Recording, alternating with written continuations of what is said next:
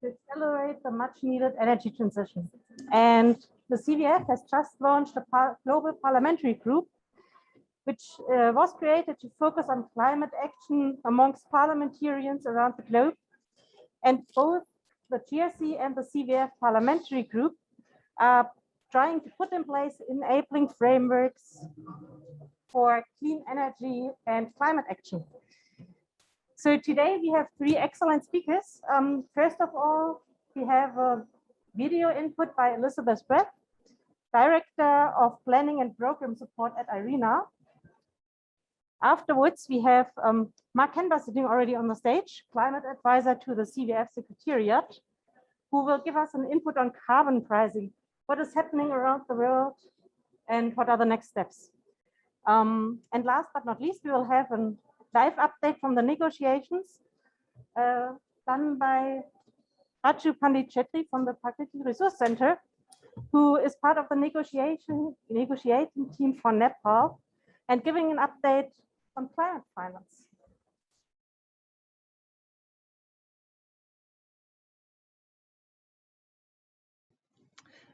Excellencies, ladies and gentlemen, my name is Elizabeth Press, and I'm Director of Planning and Program Support at the International Renewable Energy Agency. It is my pleasure to address you this afternoon to talk about the role of renewables in the NDCs. Before I go into that, let me provide a few headlines around the agency and our work and the overall information on the global energy transition. IRENA is an intergovernmental global institution with the role to drive the energy transition at a global scale with renewable energy at its center. We today have 166 member states and the European Commission as our members. That really gives us a very good overview of what is happening around the world, given that we are covering most of the countries and in all regions of the world. So let me give you a few numbers to show you what has happened in the last decade since our establishment. We have seen renewable energy moving from the niche area into the centerpiece of the energy transition. And for many of you, especially those of you who live in SIDS and the LDCs, you have recognized the role of renewables very, very early. We were the pioneers and supporters of renewables before it became a centerpiece of the global energy transition. So what we have seen in the last decade is a great move in deployment. Only in 2020, we have seen a 200 gigawatts of renewables added to the global grid, and it was 80% of the total new capacity added to the global grid. So now let me just contextualize it a little bit, because for many of us, these numbers do not mean very much. So 200 gigawatts is about 25% of what is the total power capacity for the United States. So it's a big, large number, but still it is not what we need in terms of deployment to decarbonize the energy system in time for 1.5 degrees. We need to triple this number. IRENA's World Energy Transition Outlook makes it very clear that by 2050, we can have 90% of solutions for decarbonized energy system coming from renewables or being linked to renewables. And for that to happen, we need to triple the deployment, the speed of deployment of what we're doing today. So how does that, can it happen? Is it reasonable? Is it possible? Yes, it is. And what we see today is that the deployment of renewables is concentrated in only few regions and few countries. So the job is to make it bigger, better, and widespread. With the cost of renewables falling rapidly, only the solar PV has dropped by 80% in the last decade, and we see new technologies like offshore wind falling rapidly. Only in 1 year, from 2019 to 2020, we have seen 9% decrease in the offshore technologies price. So with these trends and with the global recognition of the importance of renewable energy for climate change, we are really at a cusp of change. What we have seen in the COP today, in the last week or so, we also see a renewed commitment towards the energy transition. So IRENA has worked very closely with many countries. In fact, 72 countries we have been supporting in their nationally determined contributions, NDCs. And most of this, I would say 60% of our work was related to the implementation of NDCs, and the rest of it was to actually raise ambition and enhance what countries have been planning to do. What we have seen is that out of all NDCs submitted, 140 have mentioned renewable energy, and 108 countries actually have a quantifiable target in their NDCs on renewable energy. Largely, these are in mitigation because that's an obvious avenue for decarbonization, but increasingly we see renewable energy technologies reflected in resilience and adaptation measures. And this is the area where we really have to take a closer look and see how we can take renewable energy as a vehicle for resolving multiple problems and multiple challenges. Just to give you a quick reflection on the socio-economic impacts of the deployment of renewable energy, a couple of weeks ago, IRENA has released our annual review of jobs. We have been doing this for 8 years now, and what we have seen, even under these very difficult circumstances of the global pandemic, the jobs in renewable energy sectors have gone up by 500,000, and today they account for 12 million people globally. What this means is that in spite of the problems that we have, the resilience of the system is evident, and it brings multiple benefits. And we also observe that renewable energy jobs are 3 times more labor intensive than fossil fuel, meaning that for every deployment, every project deployment in renewables, you get 3 times more jobs than you would be in comparable fossil fuel areas. We estimate that for each $1 million invested in renewables, up to 25 jobs can be created. This is an immense opportunity, and we are also looking at the very big potential for industrial development in countries that need to move economically towards a sustainable future. So out of 72 countries that we have worked with 22 SIDS, 20 landlocked developing countries, 18 LDCs, and all of them had a really great ambition on renewable energy in the context of their climate pledges.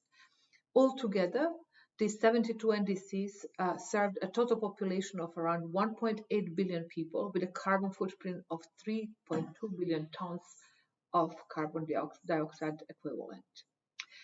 So our work spans across 3 areas. The first, we have the knowledge and expertise to support countries in developing ambition plans and advancing energy technologies, renewable energy technologies. So we have provided such support across a gamut of issues. What we have observed is most of the countries are asking for a lot of support around data and collection analysis of data, which is really the fundamental starting point for the energy transition. Then our knowledge has also supported many countries in revising their targets and estimating what their potentials are and how they can make their plans more concrete and move them towards the implementation. The second cluster of work that we provide is the support for project facilitation. We have several tools that serve that purpose, both to support countries in providing enabling frameworks that would facilitate private sector investment, but also several tools that provide support to project developers and others to create a pipeline of developing of bankable projects. And I don't really have to speak to you about the problems around it because you're painfully aware and deal with this on a day-to-day basis. The importance of private sector investment is immense, And we have seen through the NDC processes a lot of interest from countries to provide this framework that actually can attract investment from private sector that is necessary for an overhaul, for climate change protection, but also for development and meeting of the Sustainable Development Goals by 2030. And then what we have also observed is that many countries are looking at the longer term plans beyond 2030 to see how they can combine their focus to 2030, which is merging sustainable development agenda and an NDC agenda with the net zero strategies and long-term climate safe pathways. We work with many partners, and for us, it's very important. The two aspects that are very important. One is that whatever we do is embedded in country plans. We are here not to tell countries what to do, but to support them with our knowledge and expertise and our convening power to achieve what they plan for themselves. The second part of it, we're working with partners, with many partners in public and private sphere, so that we can leverage the strengths and bring more partners towards concentrated issues around energy transition and renewable energy in particular, to help not only enhancing the targets and strategies, but also making sure that the implementation is moving. And so let me reflect very briefly on what do we do now when we have this first round of NDCs and we have clarity on what needs to happen. So what do we do on the 15th of November? And for us, the most important thing is that we are now at a point in time when everybody recognizes renewables-based energy transition to be a centerpiece of climate strategy. There is also widespread acceptance that we have to move to net zero and that we have 8 to 9 years to fulfill the promise of this sustainable energy agenda, sustainable development agenda where energy is the centerpiece. But what the problem is while we have these marks, we actually need to decide very clearly and very quickly what is it that we need to do tomorrow, what do we need to do in 6 months, in 12 months, in 3 years' time in order to move this agenda forward. IRENA is looking very closely at how to operationalize these activities. First, we need to translate the global strategy into regional strategies where we look at the clusters of countries to see what are their potentials, how they can be promote the regional strategies that will make it easier and faster to harness the potential of renewables, but also to create larger markets where private investors would come to provide an essential input into energy transition. Number two is we have to work with countries to support them in developing enabling frameworks. And this is where legislators play an immensely important role. Because we have to look at these things with fresh eyes, and we cannot just focus on the deployment of technologies, but we need to look broader to understand what are the wider socioeconomic impacts so that we can both benefit from the advantages that come with the renewable energy deployment, but also minimize any adverse impacts that might happen in the short term or short to medium term. And finally, we need to create a pipeline of bankable projects to make sure that this is done fast. And as you all know, renewable energy projects can come between 6 and 2 years' time. They can be online. They can actually support communities and create resilience and economic opportunities for many. So it is absolutely essential that we work hand in hand to create this pipeline of projects and move investments towards developing countries. So I will leave you here. I want to ask for your support in focusing on renewable energy transition. I want to offer help at every step of the way and providing you with tools, practical tools that can help us not only talk about energy transition, but to really make a difference in people's daily lives and do it fast, because it's possible. We have the tools, we have the knowledge, we have the will, we just need to do it. I thank you for the opportunity to provide input into your discussions, and I wish you a wonderful event. So thanks a lot goes here to Elizabeth from IRENA for that excellent input. And I think she mentioned it quite well. In order to actually mitigate climate change, we need to translate international commitments reached in Paris, reached in Glasgow, to national contexts. In other words, we need legislative enabling frameworks. And here is something the parliamentarians are coming in because they are playing a key role in putting up those legislative frameworks and actually developing policies, know what their constituencies, so their local communities need, and really they can react to the needs and put in place opportunities to accelerate the much needed energy transition. And with that, we come to another input statement from Mark Kenber. So welcome very much on carbon pricing. So I'll just leave it here. Maybe you can also touch upon how carbon pricing affects the energy transition. Thank you. Thank you very much. And thank you very much for the invitation to be here today. Rather like, as was just said, carbon pricing plays a very important role in the translation of international agreements into national implementation, whether that be of NDCs or other broader climate policies. And carbon pricing has been a topic that's been discussed deeply for the last 25 years or so. As we all know, there was included indirectly in the Kyoto Protocol. And now we have more than 60 examples around the world of different kinds of carbon pricing initiatives. Now, obviously, the principle behind carbon pricing is well known and well understood. The assumption is that until you have some mechanism that puts a price on pollution, in this case, carbon dioxide or other greenhouse gas emissions, then there is no incentive to reduce them. And so while carbon pricing isn't the only way to reduce emissions, and of course we need direct mandates, much of the renewable energy that Elizabeth was talking about has been supported by direct subsidies and work on to accelerate the deployment of technology. Carbon pricing across the whole of economies can be a way of changing the incentives that companies, the businesses face, because if carbon emissions are more expensive, then there's an incentive to reduce them. Now, carbon pricing, we've divided in the CVF and B20 into three different groups. One is domestic carbon pricing systems, and that could be a carbon tax levied on every ton of carbon dioxide or other greenhouse gas emission that's emitted.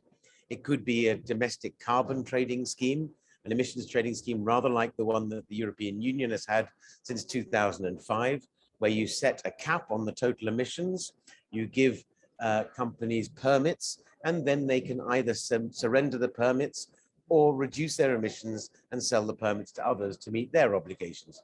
And those can be at the regional level. We have a carbon trading scheme in California. We also have amongst several regions on the northeast of the United States, the Regional Greenhouse Gas Emission Initiative. They can be at the national level, and we see a number of countries that have national emissions trading schemes. My country, the UK, will have that one since it's left the EU. And then it can also be amongst several countries, for example, in the European Emissions Trading Scheme. Then we have international markets that are regulated, but not directly linked to national obligations. And what we're discussing here this week under Article 6 is precisely that. Article 6 of the Paris Agreement creates a number of mechanisms where countries can transfer carbon credits between them to meet their NDCs and meet their international obligations. A lot of this follows on from the Clean Development Mechanism under the Kyoto Protocol, which allowed countries and companies and individuals to invest in projects that reduced or removed emissions and either sell those or use them to meet their own commitments. And very similar to that, alongside that, is the growth of what's called the voluntary carbon markets. And these have been outside the Kyoto Protocol, outside the Paris Agreement, not based in national legislation, but have allowed companies in particular to invest in projects, which could be, for example, restoring forests, planting new forests, protecting existing forests, investing in transformation of different sectors in a project to make it more efficient, energy efficient. In some cases, although this is now not so much true, to support renewable energy, a number of projects, and that project creates a number of carbon credits equal to the difference between what would have happened without the project and what happens with the project. So you can imagine if the plan was to build a coal-fired power station and instead you build a renewable power station, then you can take credit for the reduction in emissions between what would have happened and what happens now. Now that market has existed for 20 years and it's been a bumpy up and down ride. Just in the last year, however, this market has expanded very, very quickly, perhaps by 50% or so. And it's estimated that this year, for the first time ever, that market will be worth over $1 billion. What's driving that? Well, the main driver of this growth of the market is twofold. One, on the supply side, a recognition that natural solutions, nature-based solutions, protecting our natural environment is massively underfunded by governments around the world. And the voluntary carbon market could provide a way, if it's done with high integrity based on science, to channel financing to those kind of activities, to protect forests, restore existing damaged ecosystems, support sustainable agriculture. But the other driver comes from companies. And none of you can have avoided seeing advertising on bus stops, in newspapers, on television. Every major company in the world, it feels like saying, we're carbon neutral, or we're net zero, or we're something like that. And part of that is them reducing their own emissions, and partly is buying credits through the voluntary carbon market. If done well, that can provide, and if done well, and it's a big if done well, that can provide a really important additional source of climate finance for particularly developing countries. And that is why we're looking at that in the context of the CVF and the V20 to support their nationally determined contributions, support broader climate prosperity plans, as many of the CVF V20 countries are developing, and therefore can be very useful. However, it's important that, one, it doesn't undermine other policy, that it's not just international investors taking the cheap options. And so one of the things we've been working on with the CVF V20 is to ensure that those investments, whether they be from voluntary markets or through Article 6 markets, support the priorities of the country and their local communities first and foremost. So you could imagine we're sitting here in the Bangladesh pavilion. The Bangladesh says, for this sector, industrial sector, we really need international finance. So we attract voluntary carbon finance or Article 6 finance to that sector for this transformation. So it's driven by the host country. It's not the lowest cost possible, and it can be a really important source of finance alongside other financial mechanisms. So a lot of developments this week in COP around that. We've seen, as we know, Article 6, the carbon pricing mechanisms, or the trading and non-trading mechanisms, are one of the big sticking points and one of the determinants of whether we succeed or fail this weekend, or this final week in COP. But alongside that, we're seeing growth elsewhere, and it's important that that happens with integrity, that it's based on science, and that it really drives financial support to countries like those who are the members of the CVF. And very happy to answer questions and talk more shortly. Thank you very much. And I think that's actually a very good segue to the next topic. You mentioned Article 6, which is being one of the crossing points for this and previous climate conferences. So Raju, I'm inviting you. Raju is from the Prakriti Resource Center, and he's part of the Nepali negotiation team. So Raju, please give us some of your updates. And you have the mic here. Yeah. And you get another mic, just a second.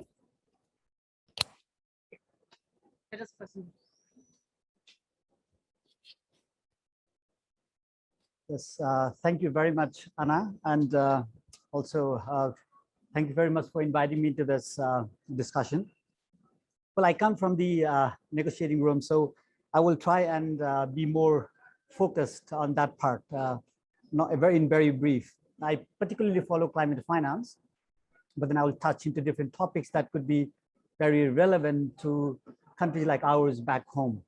So just to start, first of all, what we were told before coming to this COP was that this COP26 is the COP that's going to be the COP of ambition. Now, 1 week of technical negotiations have been completed. It's over. But do we really see that ambition or not? Where is that ambition? And when you talk about ambition, ambition in terms of what? We're looking into the targets of reducing emissions. We're looking into the targets of finance. We're also looking into the target of supporting vulnerable developing countries like Bangladesh, like Nepal, and many others would actually benefit of this process so that the climate change is actually addressed, and countries like ours could actually be in a position to adapt to the impacts of climate change, but at the same time also be a friend or a companion in helping reduce emissions in our own countries. And that should have been the core focus of that. But just this Saturday, we saw 150,000 people march in the street of Glasgow. Similarly, nearly about 140 head of governments came here to deliver this speech. And we all heard that everybody is keen to address climate change. They all want to address climate change. They want to do this. They all are serious about saying we want to do this and that. But what is being asked from the street in Glasgow by 150,000 people, and what did head of states actually deliver in this speech? Do they really come together or not? And does that really reflect what is happening around the world or not? If you look at the number of extreme events taking place around the world, it's increasing year by year, and every day it's increasing. So is it reflecting on that? Unfortunately, I have to say that coming from straight away from the negotiating rooms, that we do not see those ambitions reflected into the technical negotiations there. We do not see that aspirations of the leaders or the ask from the street reflected into the negotiating rooms. That's very, very unfortunate. Now, when I look into that, what's happening in terms of issues on the ground, let me just touch on a few topics. One of the things what we said was before coming that this is not something that is just said here, but almost about 12 years back, developed countries says in 2009 at Copenhagen in COP15, they said they would provide, it's a political decisions. They said they would provide $100 billion per year from 2020, or let's say by 2020 until 2025. What has been the status of that? They got almost 12 years of the homework to reach that target. Of course, it was the first start finance in 2009. From 2010, 11, and 12, they would provide $10 billion per year.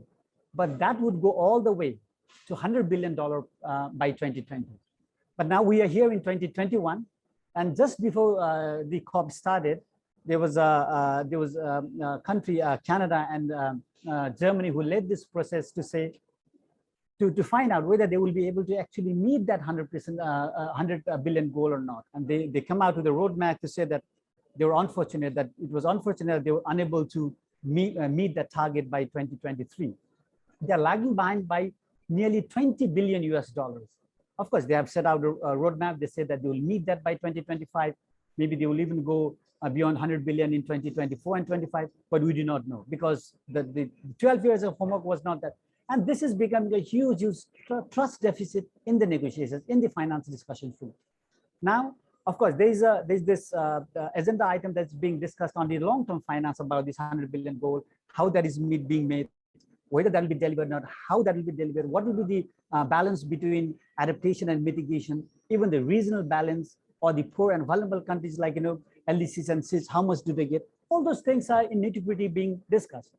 But if you see in reality, the access of finance to particularly vulnerable countries like LDCs have been very, very challenging. There could be money available at the international funds. There's a huge need on the ground. But when you see the access of these countries into these funds, this has been extremely challenging.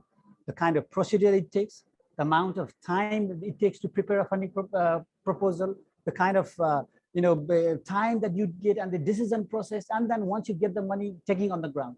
It takes several years for a project to be formulated, decided, and then actually taken on the ground. So this has been a huge issue in the negotiating rooms when developing countries have clearly said out that whatever is decided is not fulfilling our needs. We're not being benefited out of this process in actually delivering things on the ground. So I think that has been one very, very key part in going forward. And that's very much, Mark, when you say about this money going to that, and then there's being international finance being available, there could be international funding. finance available. But of course, there's a very special situation or condition in a country like ours. If you talk about the private sector, it's just emerging. You know, there's not even a strong private sector that the international companies would want to go and work with them.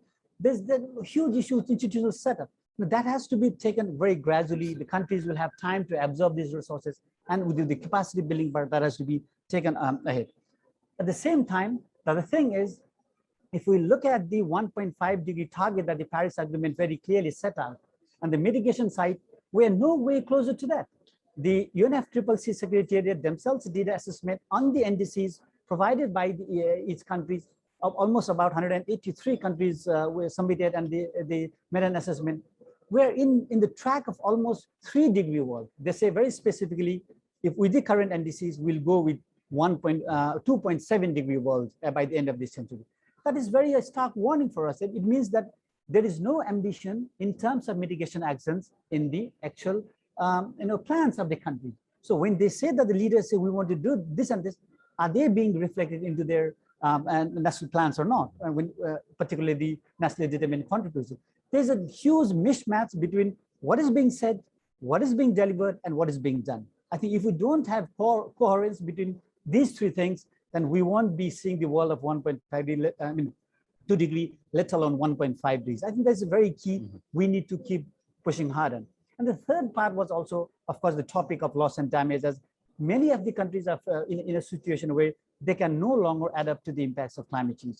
Even if you give them huge amount of money, that's not going to do anything. There needs to be a very different approach in terms of addressing this loss and damage. And this is very key in terms of finance negotiations as well. So when I talk about these ambitions, linking what is being asked from the ground and what the leaders are being really portraying in terms of delivering this has to be very, seriously taken. Now, of course, this week we will be done with the technical part. Now, soon the high-level ministerial dialogue and discussions will start, and we expect at least those that has not been able to be agreed by the technical negotiations, that the ministers will be serious enough to take this ambition ahead and really deliver at this COP26. And we really hope to see that a COP26 not failing like that happened in Copenhagen. When over 150 countries leaders arrived, and then it was not a so good delivery at that COP. Thank you very much for that, Anna, and then back to you. Thank you very much, Raju. We do have some time for some quick questions, either online or offline. And while we are waiting for those, I actually do have 2 questions, one for each. Maybe Raju, because I think you're quite frustrated with the process, which is totally understandable, and I think a lot of people here feel the same way. What do you think can be done from the legislative side, so from legislators in the countries to lobby for more climate ambition and climate action? How can they help? Not within this COP, but the next one. Yes, well, I think the legislators will have a very fundamental role to play in this COP, especially maybe not in the negotiations directly, but when every countries prepare their national plans or policies, they have to be engaged in it. It is very critical for them to understand what is being delivered from the COP, or what is being really agreed at the COP, and then how that will be translated into national actions back home. Because just having this international agreement but not delivering at the national level is not going to be sufficient. For instance, we all the time hear from the developed countries, no, we cannot provide this so much of finance because we're stuck in our parliament. Our budget system does not allow to pass us this amount of money. It is a taxpayers' money. It'll have to go to the budgetary system.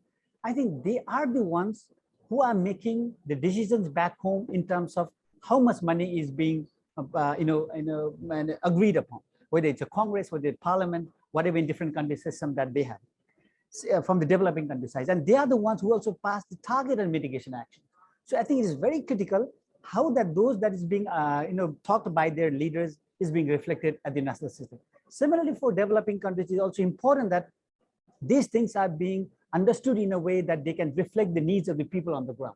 So one thing we get back in the international fronts, but then that is being nationalized in a way that the parliamentarians, the politicians, the political parties understand it, so that they can be reflected in the budget making process or plans or policies into that context.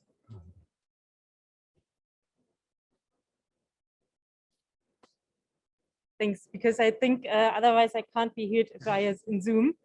So Mark, touching upon what Raju already said on carbon pricing, what would your advice be for parliamentarians to actually have working frameworks in place which are transparent and which are just and fair as well? What would be your 2 or 3 recommendations? So I think, as Raju said, I think parliamentarians have a very important role to play in creating, enabling and implementing legislation, but also signaling both to their own domestic audiences, but internationally, that the country, any given country is committed and has very clear vision of what it can do on its own and what it needs international financial support for. And I agree with all that you said. We've had, I mean, to paraphrase Greta Thunberg, we've had a lot of blah, blah, blah on climate finance for many years and not a lot of delivery.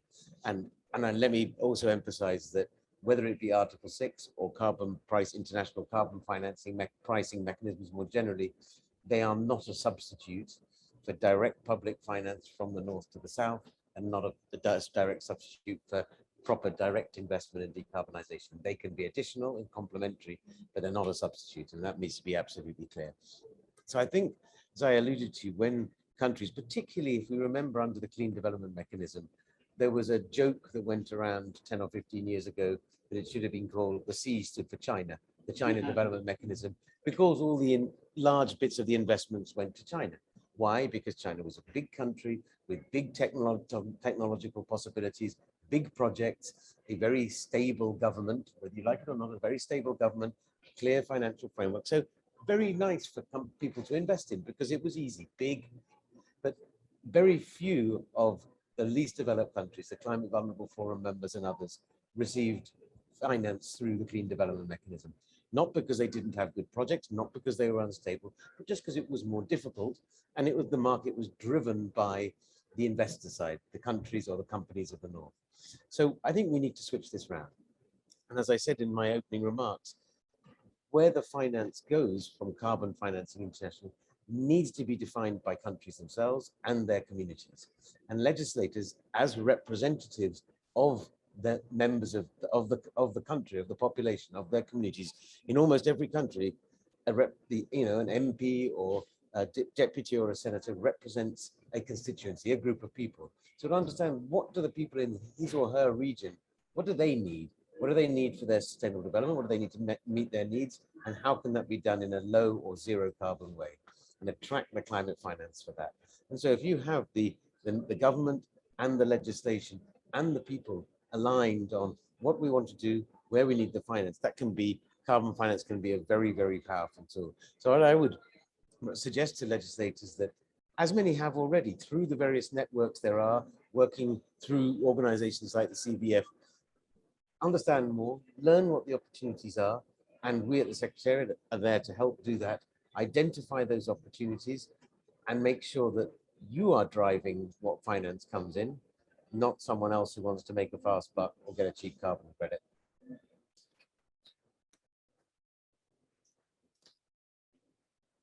Thank you very much for that. Are there any questions in the audience here in person? Otherwise, I would actually close that meeting in time for once. And thank you very much for being here. Thank you on behalf of the Global Renewables Congress and the Climate Vulnerable Forum and its Parliamentary Group. And I would love to stay in touch. And good luck with the negotiations. Thank you. Thank you very much. Thank you, Anna. Thank you very much indeed. Very good to meet you. I'm going to give you a card.